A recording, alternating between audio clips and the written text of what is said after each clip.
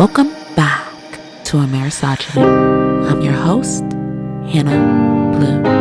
You're listening to episode 70, The Misogyny Files. Today, we're going to talk about the fall of Sean Diddy Combs.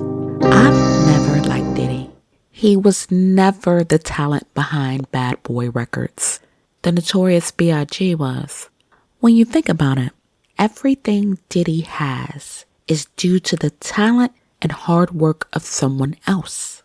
And I think in rising, he sank some careers on the way. The R&B group 112 was riding high until they got with Diddy, and then we never heard from them. The group Toto was great, then they disappeared. Black Rob died penniless, while Diddy lived in luxury. And of course, we know the Notorious B.I.G. was murdered.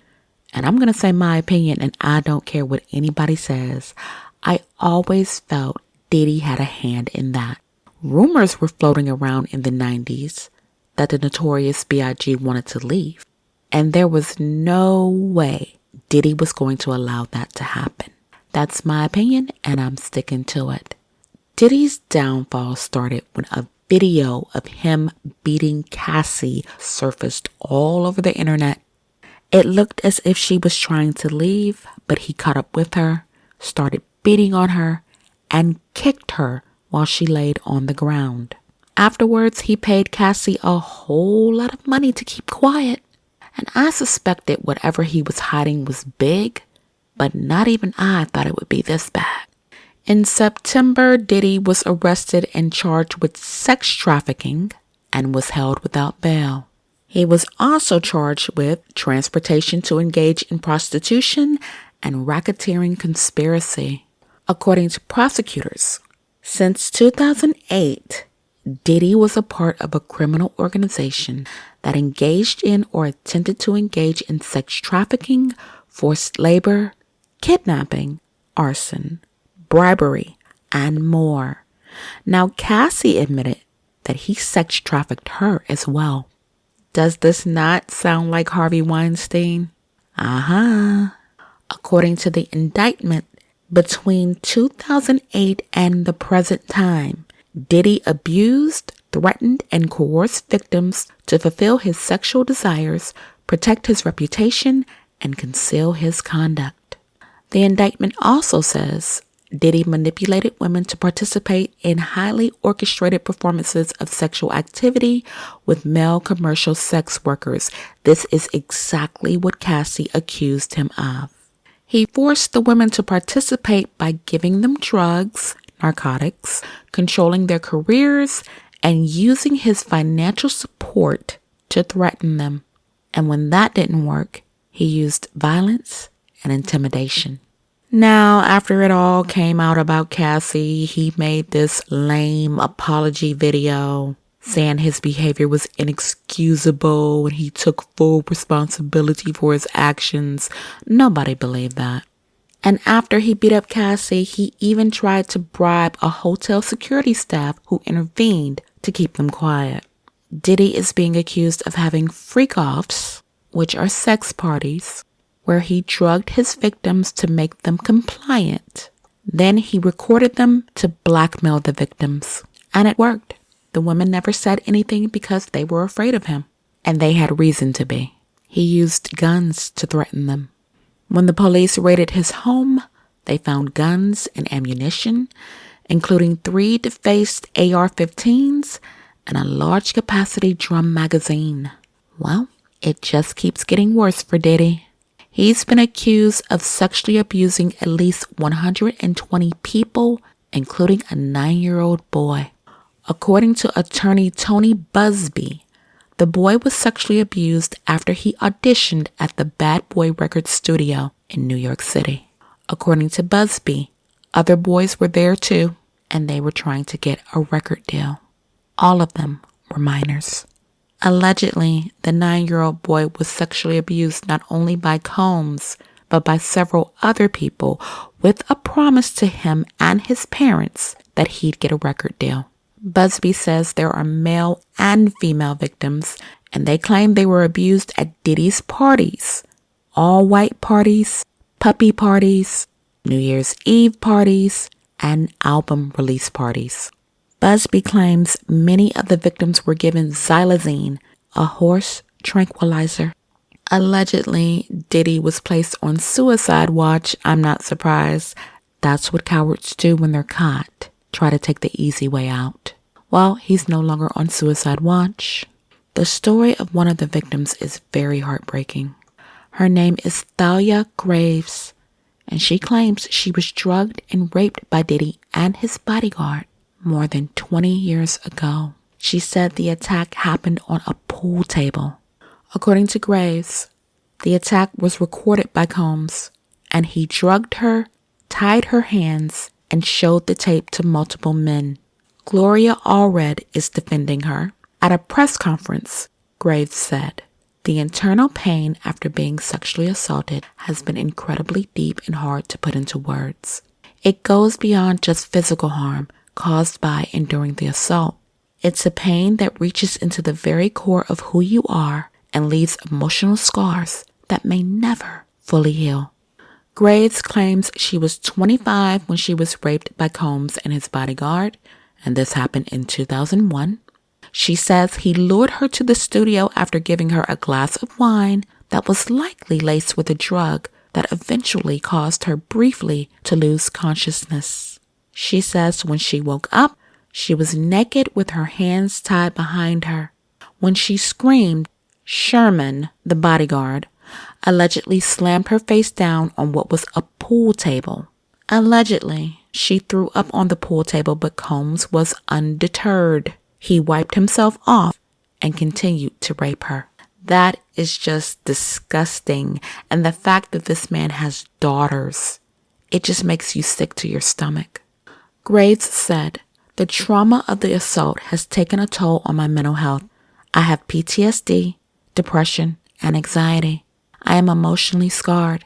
It has been hard for me to trust others, form healthy relationships, or even feel safe in my own skin." I'm glad that he is locked up, but that's a temporary feeling of release. It doesn't look good for Diddy. I doubt he will ever see the light of day again. Now, in this country, you are guilty until proven innocent, but in my opinion, he deserves to go to prison. I believe Miss Graves. Diddy's downfall came because he thought he was untouchable. He believed he alone had the power to silence all of these people, and he would never face the consequences of what he did. Well, it looks like he will. I have a feeling a lot more is going to come out. And guess what? He won't be the only celebrity taking a fall. I think more than a few of his good celebrity friends should be vetted. That's right. Their affairs should be looked into as well, because he wasn't acting alone, and not everybody was in the dark about what he was doing. The definition of misogyny: contempt for or ingrained prejudice against women. Diddy fits the bill. No one should ever be allowed to hurt women, but especially children, and get away with it. I don't feel sorry for him at all. I hope they give him the maximum sentence possible. Make an example of him. 20 years is a long time to victimize and threaten people. The survivors need to be fully compensated, and I hope they take every dime he has. He didn't earn it anyway. The artist did. And there's one lady who's finally getting her flowers. That's Wendy Williams. Back in the day, Wendy was the first to break the story on Diddy. She tried to tell people he was trash, but no one wanted to believe her. Now, people are saying she was right. Wendy said, "What is really weird is that I've been told by so many people, 'Wendy, you called it,' including some people from my family who have said the same." She said, "You know how I feel about that? It is about time to see this video on TV of Cassie getting pummeled. It was just horrific. But now you have to think, how many more times? How many people? How many more women? It's just so horrible." Back in 1998, Wendy spoke out against Combs, and she was raked over the coals for it. This is a prime example of why you shouldn't engage in celebrity worship. You don't know these people in real life, You don't know what they do behind closed doors. Our sympathy and prayers go out to all of his victims. May they finally get the justice they deserve. Now let's get ready for our next story. And this is another man I can't stand, Elon Musk. Now, some people love his Teslas, but the work environment in his plants has been called toxic. Racial discrimination, sexual harassment, retaliation to the employees, all of this is normal at work, and it's a shame. Now, some people are coming out and talking about what happened at his plant in Austin, Texas. Joanne Rogers said she liked the job at first, but when they got a new male supervisor, she noticed very bizarre behavior. He would walk toward her or stand near her and touch his penis. She said it happened every day. She said she complained to the higher-ups, but nothing happened. And then she started getting threats of write-ups for things that weren't her fault. She said when she went up the chain of command, they sent her right back to the same people that were giving her problems. According to Joanne, they direct you to go back to your abuser. They won't fix anything. Now, Joanne says 2 other women complained about the same behavior, but nothing was done. And then, allegedly, he started writing her up for everything she did. Joanne says, he just made my life miserable. He wrote me up so I could not leave the department. It was a nightmare. And the women weren't the only ones who were complaining. According to Brian Simpson, another employee, a woman who was just hired asked a male coworker where the restroom was. And after he showed it to her, he said, "I'm going to rape you now." She screamed and ran away and complained to HR, but she was told to keep working with the man who had threatened to rape her. Brian says he complained on her behalf, but nothing happened.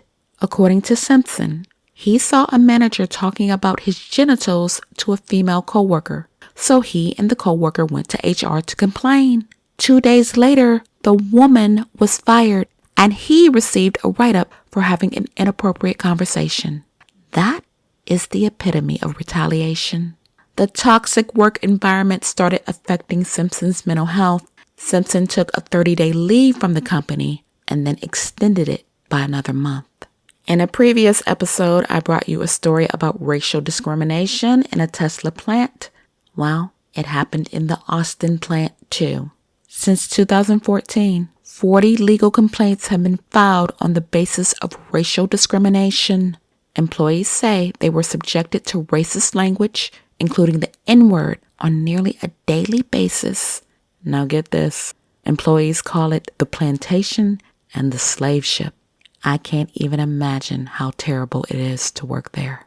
Allegedly, white and Hispanic coworkers use the N-word often. Joanne Rogers is a black woman, and she says, you don't see many blacks that are supervisors, leads, and area managers. Now, Tesla is the baby of Elon Musk. Can we really be surprised that this is going on? Musk is racist and misogynistic. He's been accused of sexual harassment, and after Taylor Swift endorsed Kamala Harris for president, he posted threats of sexual assault on X, a public platform. Now, if he's crazy enough to do this in public, imagine what he does behind closed doors. Safety is also a problem at his Tesla factories.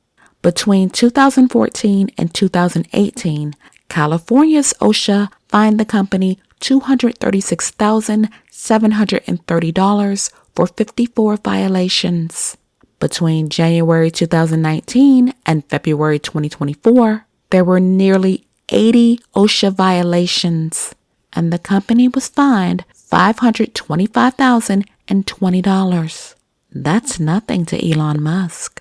According to Rogers, she tore her rotator cuff, but the company is fighting against covering the cost to fix it. Elon Musk is one of the richest men in the world, yet his employees can't even get the health coverage they need. How twisted. Well, people, I brought you a very short episode about 2 very toxic and misogynistic men. It's a shame we live in a world where people have to suffer in such horrific ways. But if people don't speak up, nothing will change. And with that, I'm out of time. If you learned anything in today's episode, feel free to follow me. By now you know where. Podbean, Apple Podcasts, Spotify, Samsung, iHeartRadio, YouTube Music, and more.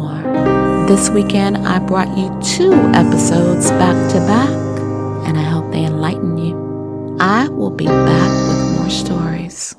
Until then, be easy, take care of yourselves. Have a great weekend.